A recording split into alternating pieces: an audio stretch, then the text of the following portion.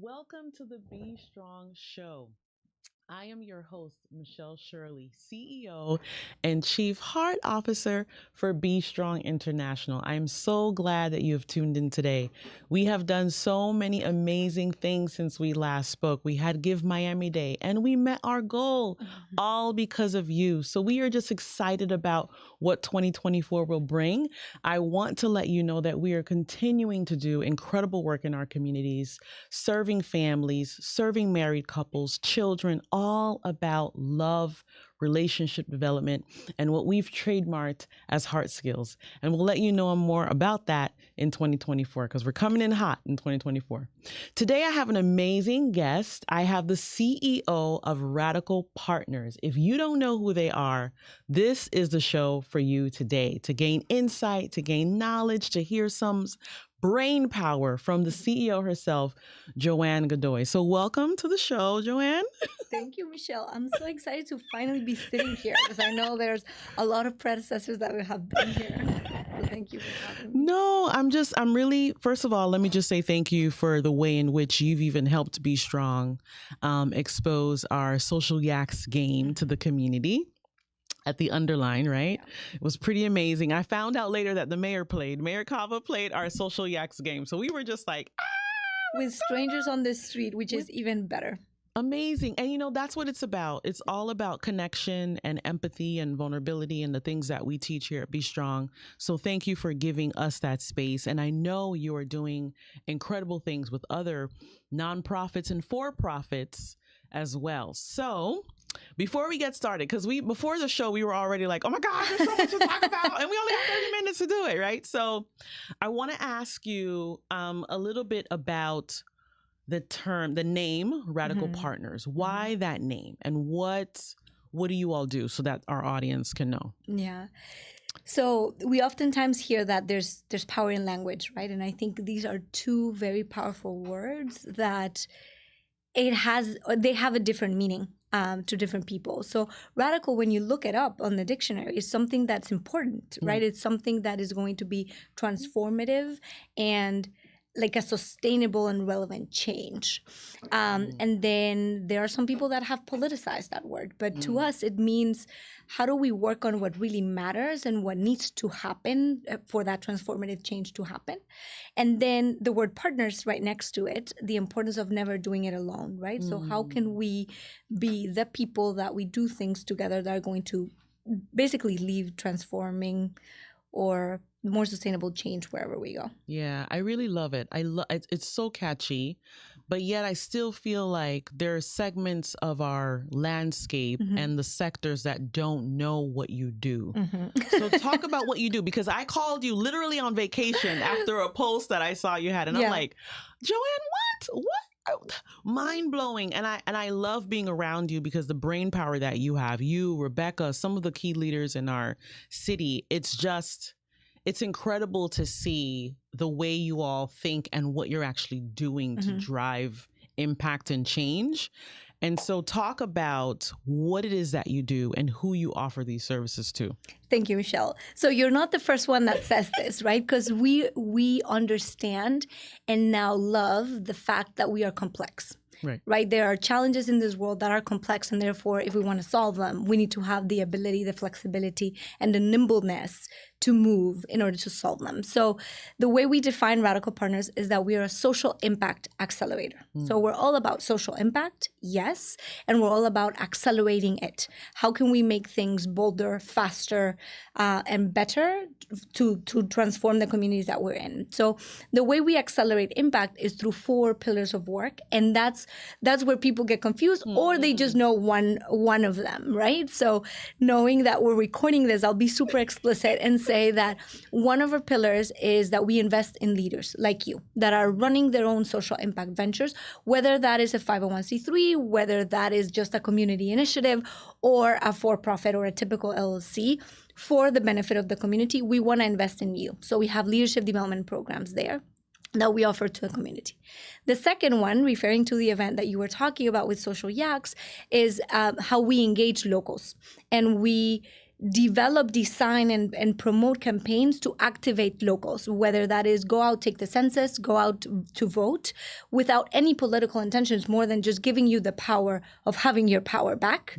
And my favorite initiative is called the 10 Days of Connection. So once a year in May, we encourage everybody in Miami and beyond to connect with someone across a line of difference, whether that is a political difference, a religious difference, an age difference, an income difference. So that's our second pillar. The third one is that we co-create solutions. And in the common world, you would hear that as consulting. Right? We get paid to coach, to train, or to design programs and execute projects with people. And last but not least, because we work with leaders, locals, and solutions, we build coalitions around topics that matter so that we can activate these groups to do something about it, like Corporate Responsibility Miami. Tonight, we have a night to talk about failure. So the typical 3 panelists, right, instead of saying how amazing they are, they tell us about their worst mistakes. So those are some of the things that we do. And we do all of that so that we can together transform our communities. I love that. I love the space for the vulnerability to share failures, because I think people see key leaders at the top and they're just like, oh man, I'm sure they got the resources and the access and the help, and they don't know the story, right? And we all have a story, right? Before I get into your story, right, a little bit, I want to have you go back to those who might be listening when you talked about the first pillar, which was this leadership engagement and development, right? What does that program look like, and how can people get involved? Great question. So that is a pillar of our work, and we have several leadership development programs. The most common ones are Leadership Lab, which is a program for leaders of color by leaders of color. So every single person, even the participant, the coaches, the facilitators, either are very proud to be Black, Latino, or brown. So that's one program that's mostly for grassroots leaders. Then we have Social Entrepreneurship Bootcamp, which are for folks that are a little bit more advanced in their social impact mission, and they're ready to scale and to think about different revenue streams for them to continue to do that. But we have other opportunities that are free to the community right now through the Miami Foundation and a support from Wells Fargo. We are offering free office hours with grant writers, lawyers, accountants that every single nonprofit in Miami-Dade can have access to. I think you need to say that again. Free. The word free. Yes. I don't think people know about this. Yes. So if you are in need or in want of more development, not only for you as a leader, but for your staff, you can go to www.radical.partners. And in the Leadership Development tab, you will find Miami Open for Business. So once you sign up, you will be getting a monthly email that tells you what are the virtual workshops that you can attend, and this menu and this plethora of coaches that are available to you at no cost. That I'm thinking of people right now that I'm going to send to you in my organization. Awesome. That's so cool. I love that. So I do have this funny story that I was going to share, right? Because when I first heard about Radical Partners, I was really intrigued by it. And I always had this passion for how can I not only scale, but then look at who else I could partner with in the community. And there's a lot of stigma even around that with collaborations and partnerships and so forth. But I did sign up to be part of the program. And then I saw like I could get, the coaching help, the scaling ability, and also the like a headshot, professional headshot, things that I think beginning and emerging leaders don't always think about in the forefront of their mind. Not taking a picture in the bathroom, right, and just trying to be professional about it. And I applied, and I didn't get it. I didn't get in, but I think it taught me so much about just perseverance. I did find out later that I think I was not in the right section of intersection of where I think your programs were and where I needed to be. But I think just the support that I got in that initial interview experience, and having that exposure to hear what people were saying about what I needed to work on in itself was just a game changer for me. And I think from there, I really propelled to where we are today, and now being asked to be on boards and support other nonprofits. And so I'm just saying that to say kudos to you, even though you weren't there at the time, right? She made it clear. She's like, I wasn't there. I had nothing to do with it. Kudos to you for even allowing leaders to even have the opportunity to take that lunge and that kind of leap of faith to say, let me see if there is capacity for me and for me to build out what it is I really want to do as it relates to social impact. I think that's incredible. Thank you, Michelle. And look, aside from the practicality of it, that we get to fundraise for these programs, and then we only have like a certain number of slots that we can open, right? Which is often between 10 and 12 folks. So that is limiting in itself. But despite that, there is something about being ready at that particular time for that particular program, right? So we learn over and over again, but for that particular program, the Leadership Lab, which is for leaders of color, we know historically how there's marginalization and how cultures don't necessarily open a lot of dignifying spaces and a lot of spaces for folks to show their full power, right? So we're very intentional about every single step of the way, including interviews, right? Like making sure who's the panel, how are they sitting, how are they engaging with you? Because it's not us approving your work, it's us asking the critical questions to make sure that this is the right fit for you right now. So we don't have the power to determine if you're good or not. It's just like, is this in the right moment that happens? And something as simple as you said, the headshots, right? We want to make sure that you leave that interview feeling better than how you entered because of the people that you met and because of that powerful headshot that proves how amazing you are, whether you make it to the program or not. It was amazing. It was amazing. I don't have the headshot anymore because, of course, that was a few years back when I had braces, right? So now I have to change my headshot. But I just wanted to commend you on that. How are you working with for-profits? In a sense, because I want to make sure that the people who are watching, if they are small business attorneys and they want to do corporate responsibility, if they are running some sort of boutique business, right? How can they get support from you? Yes. There are so many ways, but one of our leadership development programs, the Social Entrepreneurship Bootcamp, we don't really care how you're registered with the IRS, right? As long as you have a social impact mission. So if you are a for-profit company, an S Corp, an LLC, however you want to call it, then if you're doing something great for the world, like you can enter that program. Now, if you're running a larger venture and you are in need of like developing perhaps your CR strategies, or you want to invest in a particular population in your company, you can always pay for certain services with Radical Partners, whether that is advice that you want to get from us, coaching on particular things, trainings. We've done a lot of cultural trainings within the company, how to deliver your message. But I think knowing who's been here before and what you do as well, I do want to emphasize that the social impact really matters to us. So if you want to just grow your company for the sakes of it, that we might not be that partner. And that what we do is more on the managerial skills and all the project planning and management to make sure that your vision comes to fruition. That's kind of a sweet spot. That's really good. That's really good.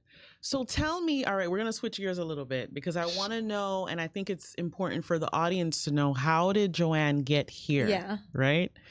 What was that transition? And why your passion for this type of calling or cause? How much time do I have? I know. No, I think I can summarize it real quick. And I always start by saying I was born in Guatemala. And that really shaped everything of me. It is a small, beautiful country in the middle of Central America. And it is a country that lives in the in-between. The in-between of having a tremendous amount of resources and having so much inequity and disparity. And I was lucky to be born in a home where my dad was an environmentalist and my mom is one of the best gatherers I've ever met. Since I was young, I wanted to be like my dad, right? I wanted to do something for my country, in my country. So all the decisions I made, how I volunteered when I was in high school, what I decided to study in the university, it was all determined to being part of an international organization and doing something for. my people and with my people. And of course, as you face adulthood and you start doing things, a lot of frustrations come along, right? I was working for a small organization in Guatemala where we were training rural leaders in human rights and other aspects of mental health. And when I was working with most of them who are indigenous, a lot of them didn't even know how to read or write. You realize that there's a system that's not going to really allow for them to do Cater anything. to them. Yeah. So I decided to get a master's in my passionate young self, deciding that I wanted to learn how to run international NGOs, right, or international nonprofits. So I got a master's degree in the Netherlands. And after that, I haven't really stopped. I went from there to Costa Rica, to Chile, to Guatemala to work for the UN. And then because of love, I landed in Miami. The UN. Incredible. Yes, and then I landed in Miami in 2017, and I started hearing about social entrepreneurship. And I was like, what is that, right? In Guatemala, we didn't really hear much about that. And someone tells me about Radical Partners. And the minute I go to that website and I realize that I get to accelerate change, whether that is gender equity or housing affordability or environmental causes, I'm like, I have to work there. I applied. And here I am. And here you are. Oh my goodness. What a wonderful story of just how everything was just meant to be, right? Yeah. I saw the glossiness in your eyes. Yeah. It's emotional for you, the journey. Oh, always. When I talk about Guatemala, like I feel like I will always live in the dichotomy of wanting to go back and realizing that I can also help from afar. So I don't know. It's like a visceral reaction that I can't really explain. It's coming up, and I see it on you. Wow. I'll be definitely praying that things align so that you can leave a legacy of being able to do both and doing both extremely well. And I'm sure your parents would be and I think proud. Miami is such a great place for that, right? So it's funny how I never ever dreamed or wanted to live in the United States, and I find myself in this very strategic geographical location that allows me to have access to world-class work and dollars and budgets and be so close to home and so close to the Latin American region in Miami and physically as well. So I think I am where I'm meant to be. Yeah, I definitely think you are. And as I sit with you and hear the full scale of what it is that you want to do, I'm thinking of ways like, we got to get you money. We got to get you money to support this, because I don't know if people realize that even in the sector and in the silos, if there's agencies like yours that are really helping to push and allow agencies to have that piece of real, true social impact and the entrepreneurship side of it, and really doing it well, and really looking at impact and looking at, measures within and the systems that need to be changed, I think you could immediately see a change in Miami within 5 years, right? But the dollars need to be there to be able to do that. So we'll be talking after this, because I'm trying to think like, oh my goodness, this is so incredible. Yeah. I love it. And it's so unselfish. It is unselfish. It is selfish in the sense that we love it, right? We love supporting leaders like you, but it is unselfish. And if you ask me, very realistic, right? Like if we really want to transform the causes of the issues that we're trying to solve, we can't do it alone. No nonprofit can do it alone. And the reality is that most of us started doing the work because we are so passionate about it. And only a few of us have had the luck to know how to strategize around it, right? You're seeing people that are running companies because they've studied an MBA or because they learned from their parents. But running a nonprofit, first of all, there isn't a career that you can study, right? Because even the master's I got doesn't exist anymore. So there's something about being realistic. Like, yes, you are passionate. Oftentimes you are operating from a lived experience, but do you know how to run a team? Do you know how to budget for this? Do you know how many resources do you need? Do you know where you want to go? Oftentimes we do not know. Yeah. So Radical Partners aims to do that on the nerdy side, but on the other side, it is lonely, and you know that it is exhausting to run a team that is serving people and the trauma that's intertwined in the work that we do. I know. So sometimes the leaders just need us to hear them out for 30 minutes and give them a hug and tell them, "You're doing a great job. Thank you," and keep going. I see you, right? Yeah, we're not going to cry today on the show. Well, I'm crying already. So you're welcome to join me. It's important. It's what you said is so important for leaders. It is a very lonely place. And a lot of people, including myself, become transformed through this work. The traumas are very real. The restrictions from donors are very real. The grants cycle and the game and the trying to pay people to even stay within the organization when you're competing against for-profit entities that offer $20,000, $30,000 more is real. And so helping leaders navigate through that, it's incredible. And I'm really hoping today that you get an influx of calls and support for what you were doing, because my poor husband and my pillow, right? For all the stories that I just share, because it can be overwhelming. It can be overwhelming. So thank you. Oh my gosh. And likewise. Yes.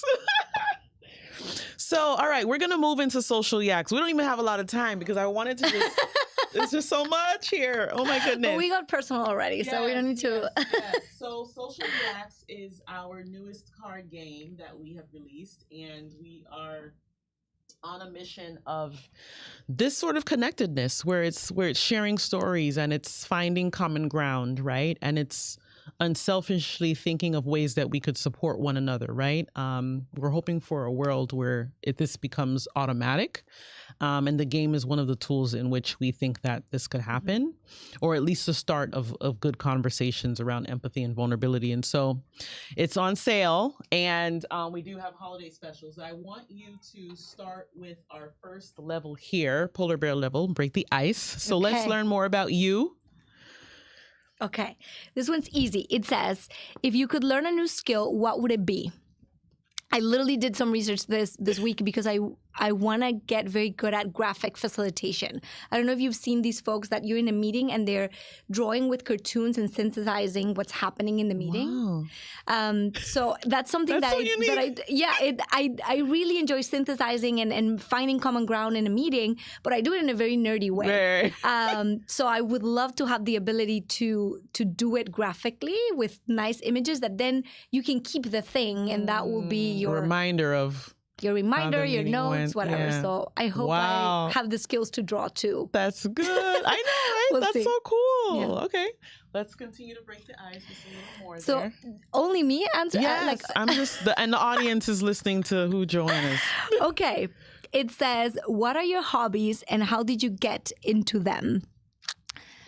Ooh, I have a hobby? Yes. I have to confess that it is hard for me to just do something because I want to do it. Oftentimes it has a purpose.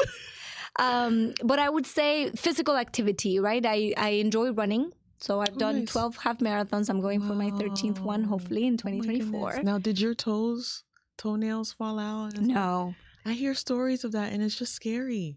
Yeah, I think when you run a full marathon, things get a little bit more complex. But when you run half, I think it's the perfect challenge for you to be able to keep working and taking care of your kids if you have any, and to train. Okay. When it's a marathon, your life has to change. Okay. Wow. So that, I love dancing, mostly salsa and bachata. What? Do you teach too? Do you teach classes? I could, the very basics, right? Because I don't dance professionally. I just dance from the soul. Oh, that's so but cool. I can get along and get away with it.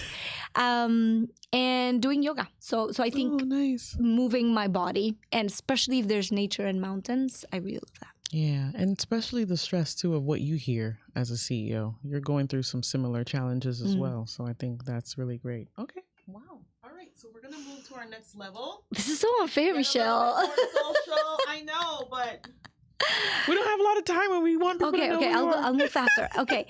Name an interaction with a stranger you still recall. So it happened this morning, and some of the people here can yes, they can testify to it. But I love t-shirts. As I told you, I'm a very active person. I've always been a dancer, so I enjoy, or I feel like my best self when I'm wearing t-shirts. And I love positive messages as well. So it's become a thing since the pandemic that I wear my t-shirts even in professional settings, like the one today that says Christmas lights and human rights.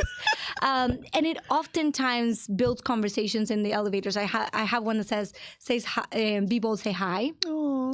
But then today someone asked me like, so what do you actually think about war? About the war? And my answer was, which one?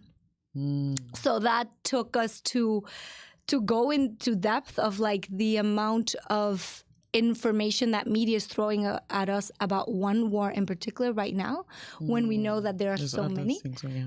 So yeah, I thank my t-shirts for it, and I'm constantly talking to strangers so cool. based on what it says. That's so cool. That's pretty cool. All right. Okay. So now I know when I see your t-shirts not to think it's strange. What gets you motivated at the start of each day? My calendar and my agenda. I'm like, when I see it, it's like, okay, this is what it looks like. This is what I'm going to do. But in the calendar, I also have, like, now I'm doing a challenge with a teacher of mine at 6:30 in the morning. So I have to wake up, work out. Then I have time for my family, to love my people, depending on the day and the intentionality of the day. My calendar keeps me motivated. That's good. Oh, that's good. We need that. Okay. CEOs. What do you do without the calendar? Do I keep going? Yes. Okay. Next one. We're digging deeper. No, not two at a time. One at a time. What's the best advice you have ever received, and did you follow it? Yes, it was the best piece of advice that I got from Rebecca Fishman-Lipsey, who now runs the foundation, and she is the founder of Radical Partners. And she said something to the extent that she could see how smart I was and how many things I knew, but that I should try to ask more questions. Wow. And it just stuck with me, because you don't have to prove yourself, right? Like I was like an overachiever, always trying to make a statement, to make sure that I had something to add. And she's like, give people a chance to tell you if they're already thinking of that by asking a question. So every time I feel compelled to say something or to suggest something, I ask the question, like, have you thought of this? And oftentimes people say yes and, or no, but, so you learn in the process as well. Yeah. And I see that's moving you too, because it was a moment of deep reflection for you. Of course, because it's like, I think mostly as a woman and as a Latina, you kind of feel like you're always having to prove your value, right? So the idea of like, just chill and ask, best piece of advice I've ever received. We're going to pause right here for a second. This is real. This is real. Yeah. I want you to do me a favor. Yeah. I want you to look in the camera. Yeah. And I want you to speak to that woman today who was you, and give them that message of clarity. If the cameras can switch to you, I want you to talk to them. Yeah. This is important. Yeah, I think I want to address it in particular to Latinas in Miami, right? Because I see a trend that we've learned to work so hard because our parents told us that we had to study, that we had to do, that we had to clean, and most of us are doing that. But there's something tricky and not that healthy in that way of raising us, that it seems like it's never enough. So do all of that and recognize your value and monetize your value, because that ability to do all of those things at once and to work so hard and to be so loyal is what makes you a great damn asset. Well said. Was that dramatic enough? It was great. It was great. I needed you to say that, because I felt like for you that was a real game changer in your life. And sometimes we don't have the opportunities. We receive it and we act on it and we move in our spaces now with this new knowledge, but we don't get the opportunity to share that with others. And sometimes it's just right here, and we need to be able to share it and encourage other women everywhere, because we see it. We see them. We see them on social media. We see them doing so much. And still with the insecurities, and still with it's never enough. So thank you. Thank you. Thank you. And recognizing, I always like to recognize how I look, right? I see that my skin is definitely very white. And with that, I've had access to certain privileges. So if you are Latina and you do not look like me, or if you're a Black woman in the United States, that is definitely applicable to you. So take whatever serves you. I love it. I love it. All right. We got a minute left. And I want you to read that, but I'm going to answer it for you. Okay. In my social circle, what do you think I'm most known for?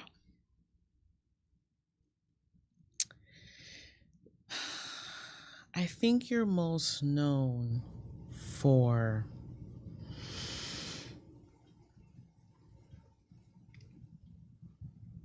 I almost feel like it's a mix between being that person who's there to listen and ask really important reflective questions that will have your friends or people around you say, Joanne, you're just every time you bring me to that next level. You close the gap for me. You allowed me to see something that I hadn't seen before. I think that's a real blessing. And I think sometimes that's hard to find. We really have to search for those people who, like Rebecca did for you, push you into a direction where they can foresee this is what you need. I think you do the same. And I think it breathes into everything that you do. Yeah. So you're a special girl. I like lady. Michelle. And yeah, I think that's a great way to wrap it up and to bring it back to you, right? And the Chief Heart Officer. We always say at Radical Partners that our language of love is pushing. So we love you no matter who you are and where you come from. There's something that you need to, or there's something that you can add value to, but there's also something that you need to work on. Yeah, always. Always. We're always a work in progress, right? And it's a beautiful thing. Yeah. Tell people how to find you. Okay. So I start with Radical Partners, right? In whatever social media network that you're in, you find us as such. So at Radical Partners on Twitter, Instagram, LinkedIn, Facebook, YouTube as well. And I think if you do that, you will see who works at Radical Partners, and you will find me as Joan M Godoy on LinkedIn and Facebook. And then my Instagram is a little tricky, so kudos to you if you find it. And if you start following me through there. Yeah. And we may have to bring you back because you've been posting some interesting stuff lately that I was like, I want to talk about this, and we didn't get to, but happy to come back anytime. Yes. Thank you for being on the show. This wraps up our segment of the Be Strong show today. I hope you got a chance to hear some amazing pointers and just a message of hope and love for your life so that your families and your personal life can be changed as well through the work that you do. Talk to you soon.